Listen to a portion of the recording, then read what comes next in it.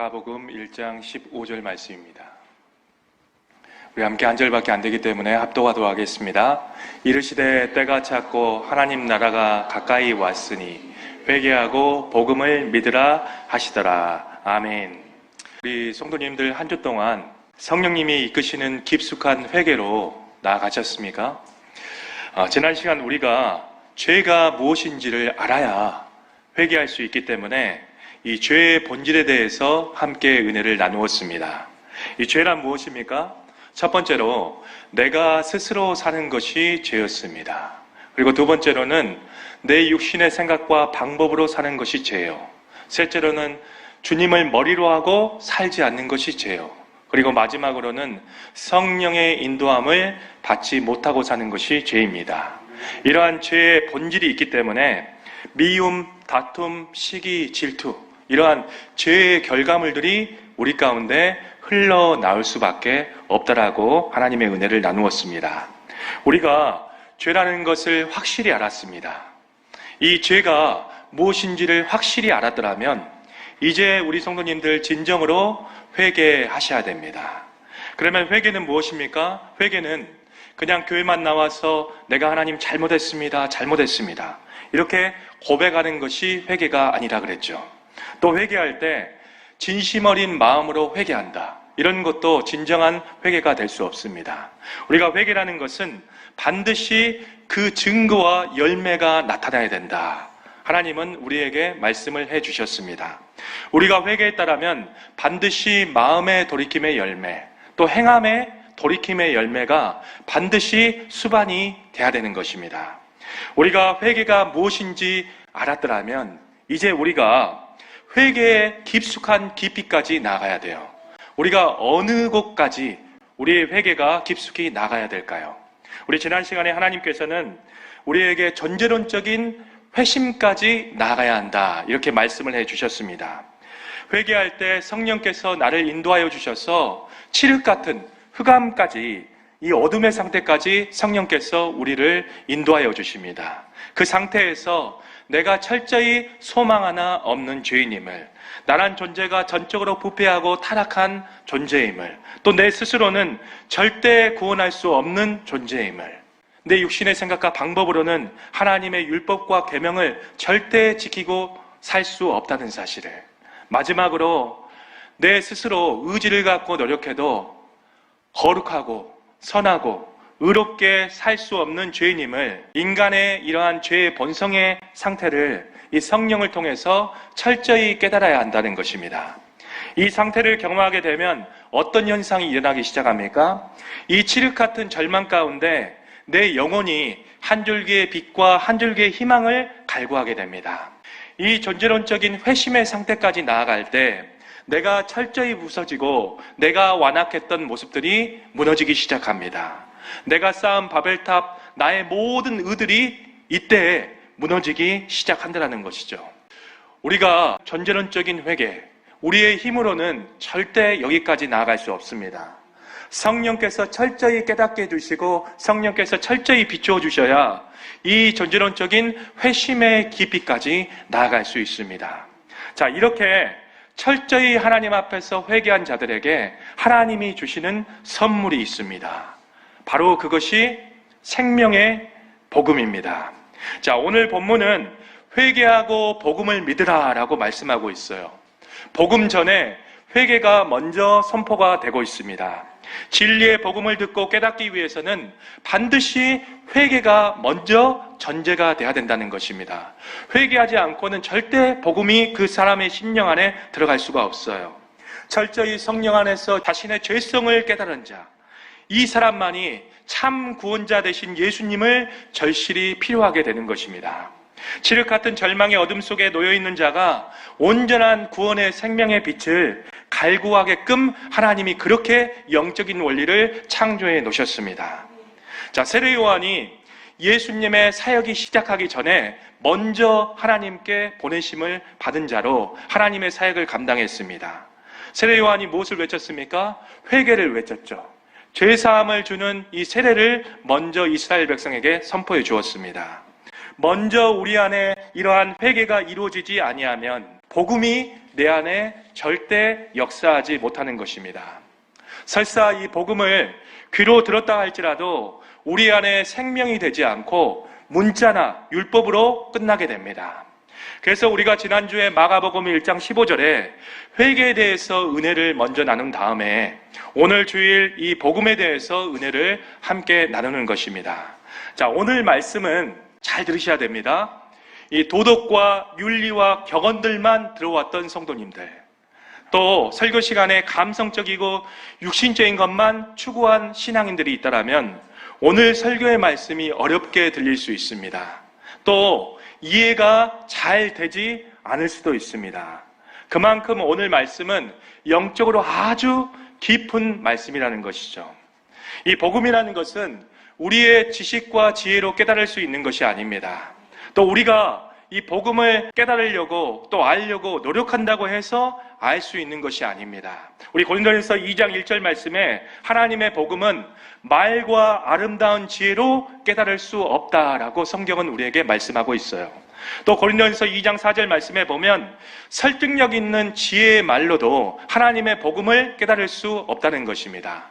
또 고린도전서 2장 9절부터 10절 말씀에 보면 우리 육신의 생각과 방법으로 절대 복음을 깨달을 수 없다. 이렇게 성경은 우리에게 증거를 하고 있습니다.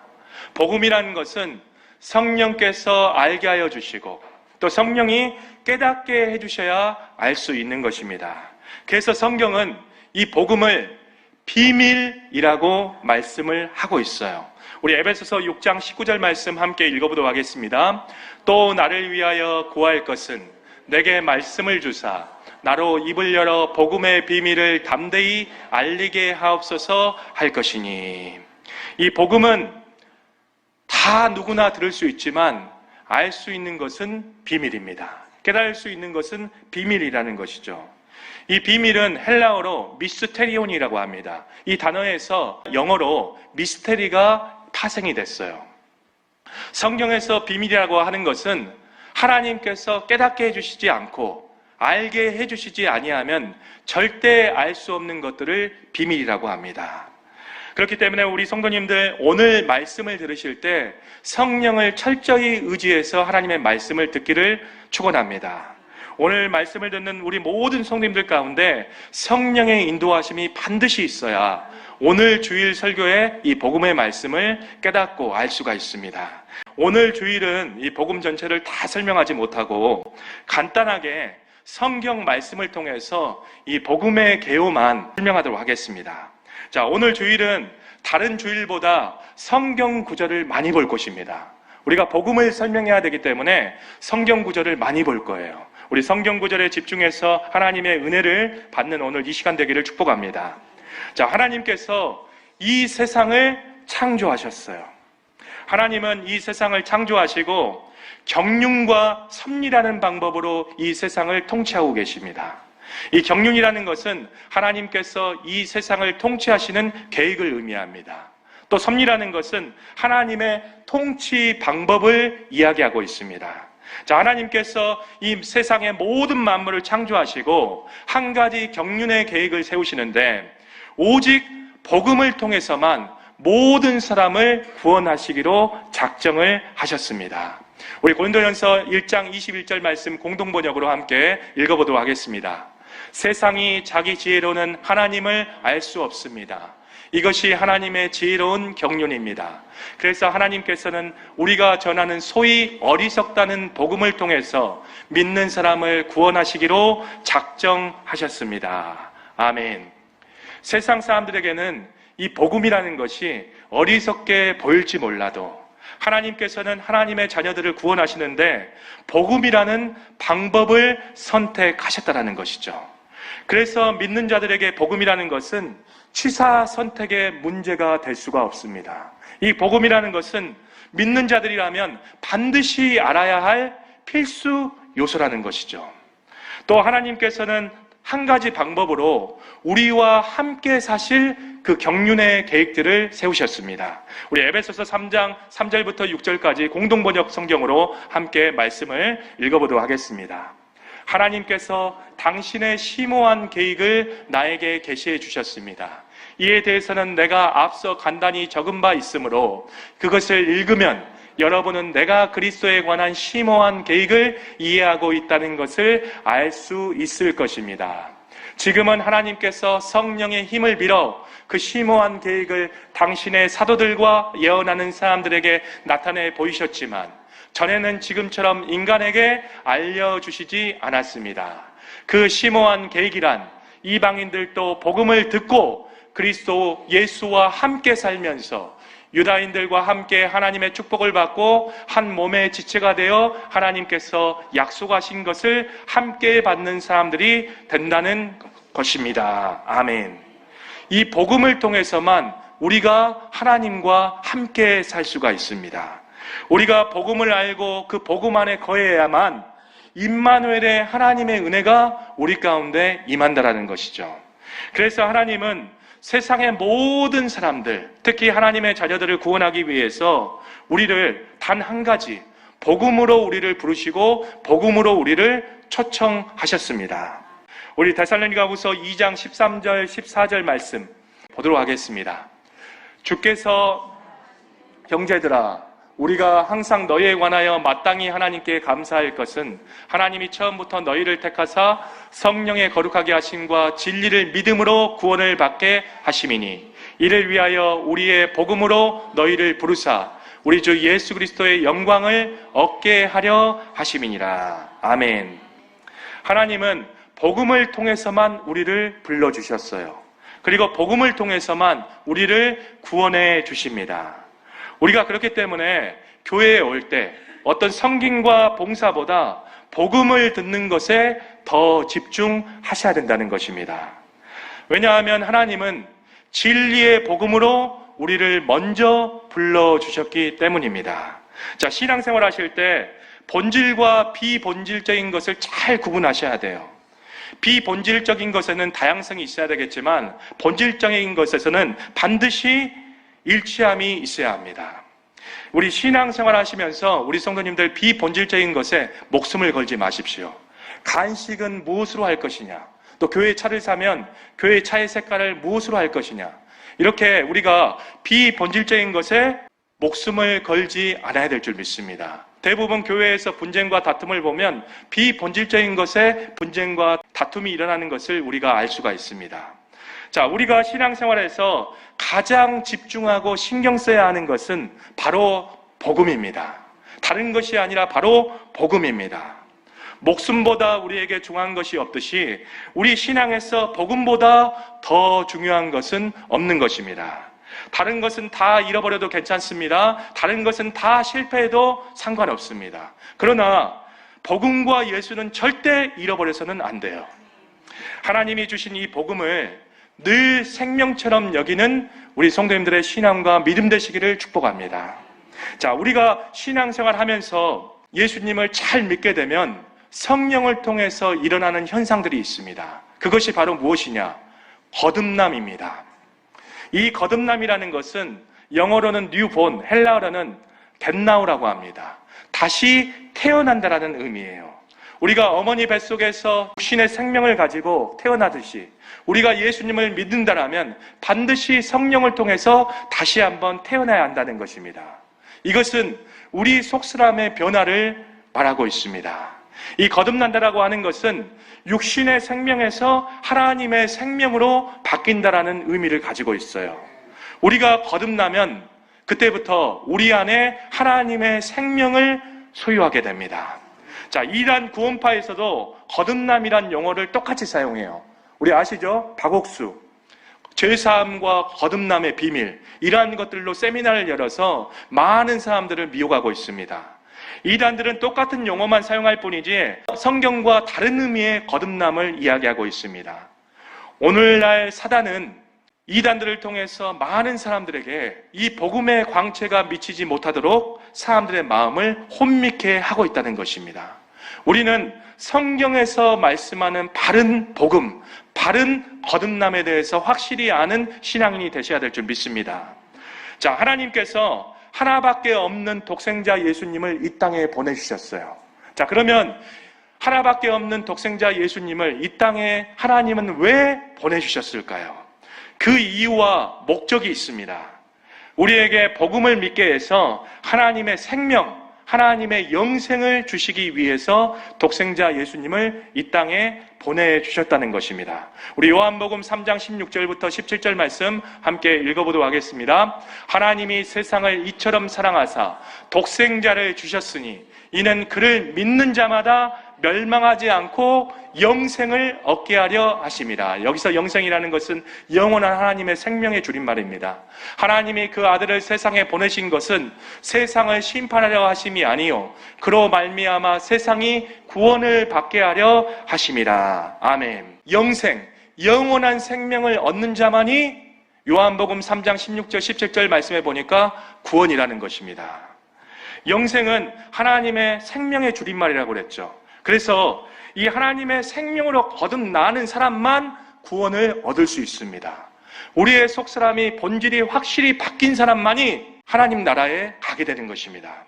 자, 하나님의 자녀는 어떤 사람들입니까? 우리 교회에 나와서 어떤 11조를 내고 봉사하고 섬기는 사람이 반드시 일치되는 하나님 자녀의 조건이 아니라 영적으로 거듭나서 하나님의 생명을 소유한 자를 하나님은 하나님의 자녀라고 인정하시는 성경의 증거의 말씀들을 우리가 보게 됩니다.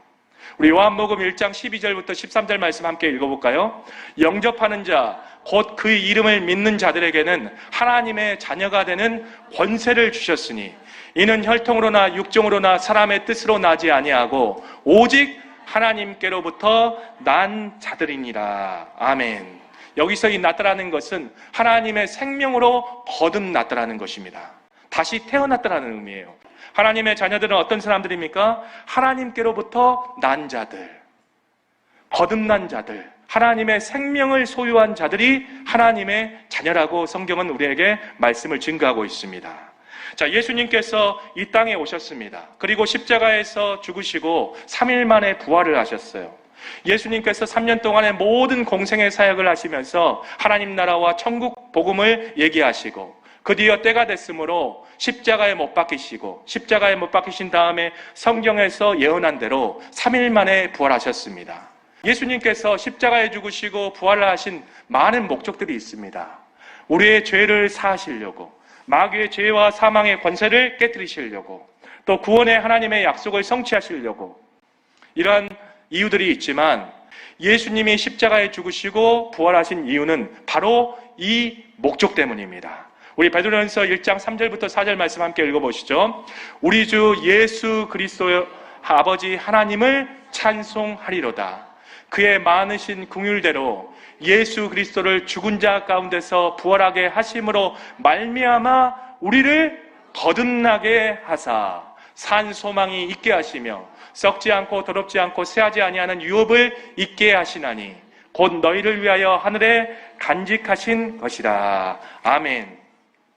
예수님께서 이 땅에 오셔서 십자가에 죽으시고 부활하신 목적이 무엇입니까? 바로 우리를 거듭나게 하사 산 소망이 있게 하려고 예수님이 십자가에 죽으시고 부활하셨다는 것입니다. 이 거듭나는 하나님의 생명, 이 영생을 주시기 위해서 예수님께서 그 모진 십자가에서 모든 물과 피를 흘리시고 3일 만에 부활하셨다는 거예요.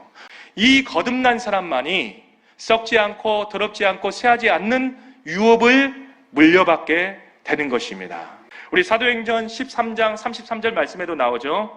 예수님께서 부활하심으로 말미암아 하나님께서 하나님의 자녀들에게 약속을 이루셨다라는 말씀이 사도행전 13장 33절 말씀에 있어요. 그 약속의 내용이 무엇입니까? 너는 내 아들이라 오늘날 내가 너를 낳았다라는 말씀입니다. 내가 너를 낳았다, 거듭났다라는 뜻이죠. 이 하나님의 약속이 예수님의 부활을 통해서 성취가 됐다라고 성경은 말씀을 하고 있다는 것입니다. 우리가 반드시 신앙생활을 하게 된다면 하나님의 생명으로 반드시 거듭나야 돼요. 자, 그렇다면 우리가 무엇으로 하나님의 생명으로 거듭날 수 있겠습니까? 무엇으로 하나님의 영생, 하나님의 생명을 우리가 소유할 수 있겠습니까? 우리가 하나님의 생명으로 거듭날 수 있는 단 한 가지 방법이 있습니다. 그 방법을 성경은 이렇게 설명을 하고 있어요. 하나님의 말씀과 복음으로만 하나님의 생명으로 거듭날 수 있다. 이렇게 말씀을 전하고 있습니다. 우리 베드로전서 1장 23절부터 25절 말씀 함께 읽어보시죠. 너희가 거듭난 것은, 너희가 다시 태어난 것은 썩어질 씨로 된 것이 아니요 썩지 아니할 씨로 된 것이니, 여기서 이 씨라는 것은 하나님의 말씀을 의미합니다. 살아있고 항상 있는 하나님의 말씀으로 되었느니라. 하나님의 말씀이 죽어있는 말씀으로 다가오시면 안 됩니다. 오늘 이 설교 시간도 살아있는 말씀으로 내 생명의 말씀이 박혀야 돼요. 이 살아있고 항상 있는 하나님의 말씀으로 우리가 거듭날 수 있다는 것입니다. 그러므로 모든 육체는 풀과 같고 그 모든 영광의 푸른 꽃과 같으니 풀은 마르고 꽃은 떨어지되 이 세상의 모든 이치는 다 시작이 있으면 끝이 있습니다. 이 세상의 흐름, 이 세상의 사상, 이 세상의 모든 유행들, 가치관들은 다 한순간에 지나가는 것들이에요. 그런데 영원히 없어지지 않는 것이 한 가지가 있습니다. 그것이 무엇입니까? 25절 말씀 읽어보시죠. 오직 주의 말씀은 세세토록 있도다 하였으니 너희에게 전한 복음이 곧 이 말씀이니라. 이 하나님의 이 복음을 통해서만 하나님의 생명으로 거듭날 수 있어요. 하나님의 말씀을 통해서만 우리가 하나님의 영생, 영원한 생명을 소유할 수 있다라고 성경은 우리에게 말씀을 전하고 있습니다. 야고보서 1장 18절 말씀 함께 있습니다. 그가 그 피조물 중에 우리로 첫 열매가 되게 하시려고 자기의 뜻을 따라 진리의 말씀으로 우리를 낳으셨느니라. 아멘. 이 진리의 말씀이라는 것은 에베소서 1장 13절 말씀에 보면 복음을 의미합니다. 도덕, 윤리, 웃기는 말, 격언의 말들, 육신적인 감동의 말이 아니라 복음의 말씀을 통해서만 우리가 하나님의 생명으로 거듭날 수 있는 것입니다. 이 복음을 알고 복음을 깨닫고 이 복음 안에 온전히 거해야 우리가 속사람이 변하게 된다는 것이죠. 육신의 생명에서 하나님의 생명으로 우리의 생명이 바뀐다는 것입니다. 우리 고린도전서 4장 15절 말씀도 함께 읽어보도록 하겠습니다. 그리스도 안에서 1만 스승이 있으되 아비는 많지 아니하나니 그리스도 예수 안에서 내가 복음으로써 내가 너희를 낳았음이라. 아멘. 이 당시에 1만 스승들이 굉장히 많이 있었습니다. 바울 당시에 스토아 학파, 에피쿠로스 학파, 이러한 사람들이 스승이 되어서 많은 사람들에게 자기의 어떤 정신과 철학과 사상들을 가르쳤어요. 그런데 바울은 이렇게 이야기하고 있습니다.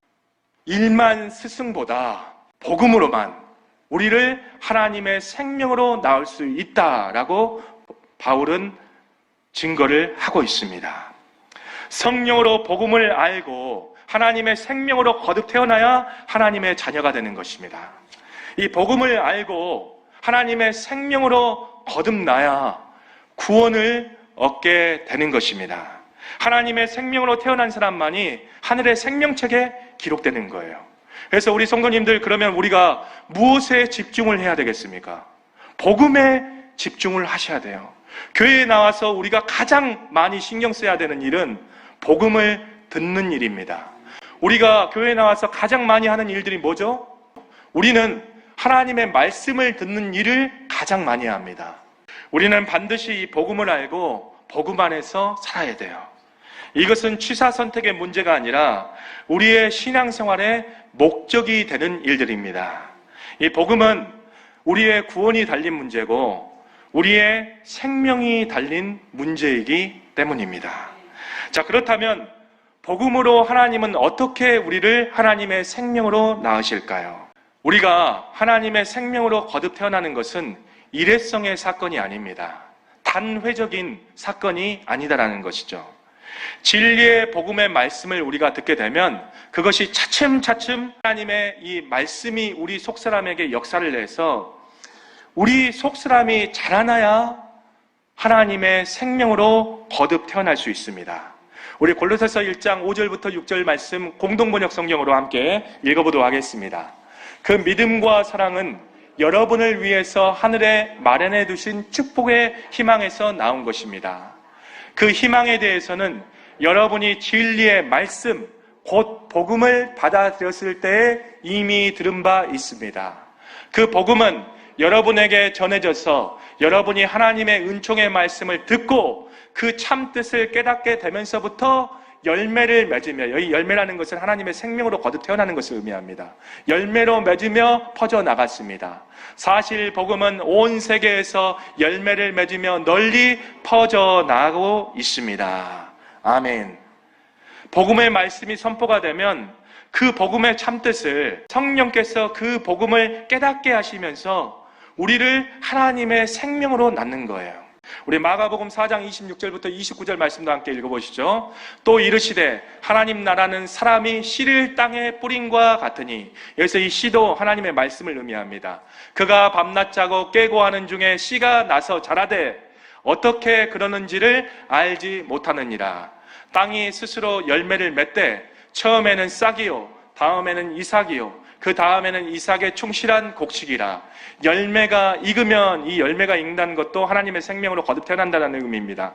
곧 낫을 되나니 이는 추수 때가 이르렀음이니라. 아멘.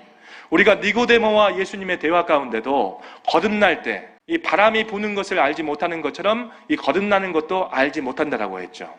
우리 마가복음 4장 27절 말씀에도 밤낮 자고 깨고 하는 중에 씨가 나서 자라되 어떻게 그리 되는지를 알지 못하느니라, 이렇게 말씀을 하고 있습니다. 한순간 이 복음의 말씀을 들었다고 해서 우리가 하나님의 생명으로 거듭 태어나는 것이 아닙니다. 이 씨인 하나님의 말씀이 우리 심령 가운데 뿌려지게 되면 싹이 나고 이삭이 되고 곡식이 돼서 자라날 때까지 자라나야 우리가 하나님의 생명으로 거듭 태어나게 되는 것입니다. 자, 그러면 우리 안에 복음으로 어느 때까지 자라나야 우리가 하나님의 생명으로 거듭 태어날 수 있는가? 우리 속사람에 하나님의 형상이 이루어져야 우리가 하나님의 생명으로 거듭 태어날 수 있습니다. 자, 우리가 복음을 들을 때 성령께서 이 복음을 깨닫게 하심으로 말미암아 우리 안에 한 가지 현상을 일으킵니다. 바로 우리가 성령을 통해서 하나님의 말씀, 이 진리의 복음을 듣기 시작하면 이 성령이 하나님의 사랑, 예수님의 사랑을 깨닫도록 만들어주세요. 이 현상이 우리 안에 일어나기 시작합니다. 에베소서 3장 17절부터 19절 말씀 함께 읽어보시죠. 믿음으로 말미암아 그리스도께서 너희 마음 가운데 계시게 하시었고 너희가 사랑 가운데서 뿌리가 박히고 터가 굳어져서 능히 모든 성도와 함께 지식에 넘치는 그리스도의 사랑을 알고 그 너비와 길이와 높이와 깊이가 어떠함을 깨달아 하나님의 모든 충만하신 것으로 너희에게 충만하게 하시기를 구하노라. 아멘. 우리가 복음을 들을 때 성령께서 우리를 인도하여 주심으로 말미암아 하나님의 사랑을 깨닫도록 만들어줘요. 하늘보다도 높고 바다보다 깊은 그 사랑을 성령이 복음의 말씀을 통해서 알게 해주신다는 것입니다. 그래서 우리의 속사람을 이 사랑 안에서 계속해서 자라나도록 만드세요. 자, 그러면 우리를 어느 때까지 사랑 안에서 자라나게 만드시냐? 우리 안에 하나님의 형상이 이루어지기까지 우리의 속사람을 자라나도록 만드십니다. 자, 우리의 속사람이 복음으로 하나님의 형상으로 우리가 온전히 자라나야 하나님의 생명으로 거듭날 수 있습니다. 사람도 남자의 씨가 뿌려져서 10달 동안 어머니의 뱃속에서 이 아기가 사람의 형상이 만들어지죠. 눈, 코, 입, 이런 형상이 10달 동안 어머니 뱃속에서 만들어지는 것처럼 하나님께서도 하나님의 사역자들을 통해서 이 복음의 말씀을 전달하면 그 성령이 그 복음의 말씀을 차츰차츰 깨닫게 하시면서 예수님을 사랑하도록 우리 심령을 만든다는 것입니다. 그래서 우리를 하나님의 형상으로 만들어서 우리를 하나님의 생명으로 거듭 태어나도록 만들어 주신다는 거예요. 우리 갈라디아서 4장 19절 말씀 함께 읽어보도록 하겠습니다. 나의 자녀들아, 너희 속에 그리스도의 형상을 이루기까지 다시 너희를 위하여 해산하는 수고를 하노니. 바울은 사람들에게 하나님의 복음을 전해서 그리스도의 형상을 이루도록 사역을 했다는 것입니다. 다른 말로 의하면 복음으로 사람이 거듭나도록 그렇게 바울은 사역을 했다는 것이죠. 하나님의 복음의 말씀을 듣게 되면 내 안에 예수님의 사랑을 깨닫게 돼요. 그래서 그 사랑이 계속해서 내 마음 안에 깊어집니다. 그래서 우리 안에 하나님의 본질인 하나님의 형상을 만들어서 우리가 거듭나는 거예요. 하나님의 생명으로 다시 태어나는 것입니다. 우리 에베소서 4장 24절 말씀 현대인 번역으로 보시죠. 하나님의 형상대로 창조된 새 사람으로 갈아입으셔야 합니다. 새 사람은 올바르고 거룩한 진리의 생활을 하는 사람입니다. 하나님의 형상으로 거듭나야 새 피조물, 새 사람이 되는 거예요. 새 생명으로 창조된 사람들은 그 안에 본질인 하나님의 형상을 가지고 태어납니다. 자, 예수님의 12제자들을 한번 생각해 보십시오. 예수님의 12제자들은 3년이나 예수님을 따라다녔어요. 3년이나 예수님을 따라다니면서 하나님의 말씀으로 배우고 자라나는 과정이 있었기 때문에 이 예수님께서 성천하신 다음에 오순절날 성령으로 하나님의 생명으로 다시 태어납니다. 또 우리가 성경에 보면 사도행전 19장 8절 말씀에 보면 바울은 두란노 서원에서 2년이나 하나님 나라의 복음에 대해서 전했을 때 그들이 하나님의 믿는 사람이라 이렇게 인정함을 받게 되는 말씀들이 있죠. 또 사도행전 11장 25절 말씀에 보면 불신자들에게 최소한 1년 동안 복음과 하나님의 말씀을 가르쳐야 그 불신자들이 그리스도인으로 불리게 됩니다. 이 복음으로 우리가 하나님의 생명으로 거듭나는 것은 새신자 잔치 때 어떤 목회자의 고백을 따라했다고 해서 하나님의 생명으로 거듭 태어나는 것도 아니고 어떤 집회나 찬양 콘서트에서 진심으로 결단하는 일회성의 결단주의 거듭남도 아닙니다. 교회를 오래 다녔건 어떤 직분을 가졌던 간에 성령께서 하나님의 말씀과 이 복음을 깨닫도록 만들어주셔서 우리 안에 하나님의 형상을 이루어야 우리가 하나님의 생명으로 거듭 태어나는 것입니다. 반드시 이 복음을 알고 소유하는 믿음이 있어야 돼요. 이 세상에서 인간이 가질 수 있는 두 가지 생명이 있습니다. 하나는 어머니 뱃속에서 태어난 육신의 생명이 있습니다. 우린 다 육신의 생명을 가지고 태어났죠. 이것을 헬라어로는 비오스라고 합니다. 그런데 또 한 가지 생명을 우리는 덧입을 수 있습니다. 이 생명은 하나님의 생명입니다. 헬라어로는 조에라는 표현을 씁니다. 복음으로 거듭난 자녀는 비오스의 생명에서 하나님의 생명 조회로 변화가 되는 사람이에요. 그리스도인이라면 반드시 육신의 생명에서 이 비오스에서 하나님의 생명인 이 조회의 생명을 소유한 사람으로 반드시 바뀌어야 됩니다. 그 사람이 그리스도인이에요. 그 사람이 하나님의 자녀인 것입니다. 믿는 자들은 이 땅에서 세상 사람들과 똑같이 사는 것 같지만 하나님이 보실 때 생명이 다른 자들이에요. 우리 세상 사람들은 다 육신의 생명, 어머니 뱃속에서 태어난 이 생명만을 가지고 있고 우리 믿는 자들은 하나님이 보실 때 하나님의 생명을 소유한 자들입니다. 생명이 세상 사람들과 틀려요. 이 생명에는 기능이 나옵니다. 육신의 생명에는 육신의 생각과 방법의 기능이 나오기 때문에 그 안에는 죄악의 미움, 다툼, 시기, 질투 이라는 것들이 육신적인 이 결과들이 반드시 흘러나오게끔 되어 있습니다. 그런데 이와 반대로 하나님의 생명도 하나님의 기능이 흘러나옵니다. 그 기능이 무엇이냐? 사랑입니다. 복음으로 하나님의 생명으로 태어나게 되면 그 생명 안에는 반드시 기능이 나오는데 값과 조건을 따지지 않는 무조건적인 사랑이 내 안에서 흘러나오게 돼요. 하나님의 생명으로 거듭 태어난 사람만이 무조건적인 하나님의 사랑이 성령을 통해서 주님의 사랑을 깨닫고 흘러나오게 돼 있습니다. 복음으로 말미암아 하나님의 생명으로 거듭 태어난 사람들은 하나님의 기능인 사랑이 흘러나와서 예수님과 똑같이 사는 거예요. 자, 우리는 예수님과 똑같이 살아야 됩니다.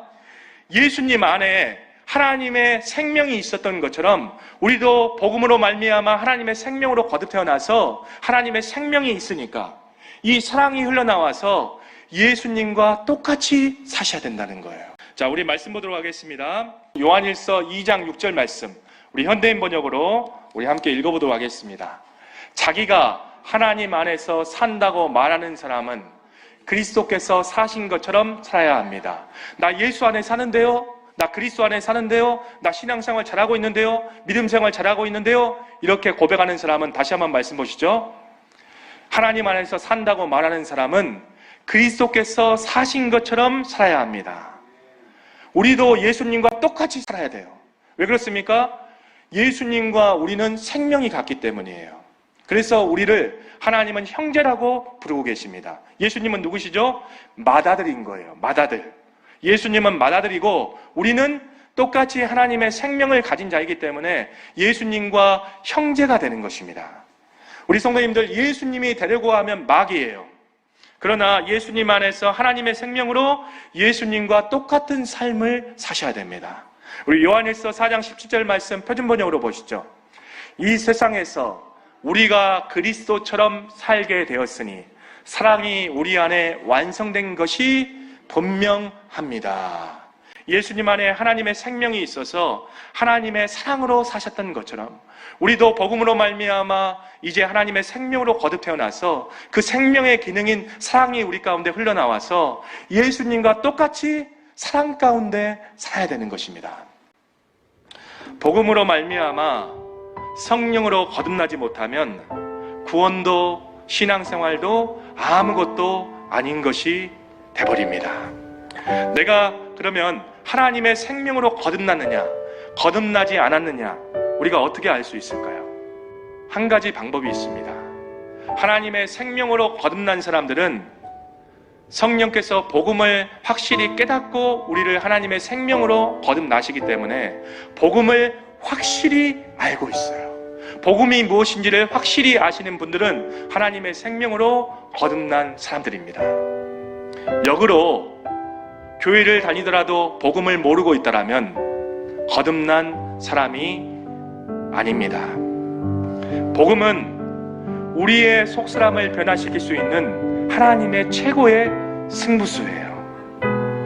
육신의 생명에서 하나님의 생명으로 반드시 바뀌게 되는 역사가 있습니다. 우리 성도님들 신앙생활 가운데 복음을 확실히 알고 복음으로 거듭나시고 복음 안에 사시고 복음 안에서 사랑을 흘리는 진정 그리스도인의 삶을 사시기를 축복합니다. 오늘 말씀을 성령으로 잘 귀 있는 자들은 들으시기를 축복합니다.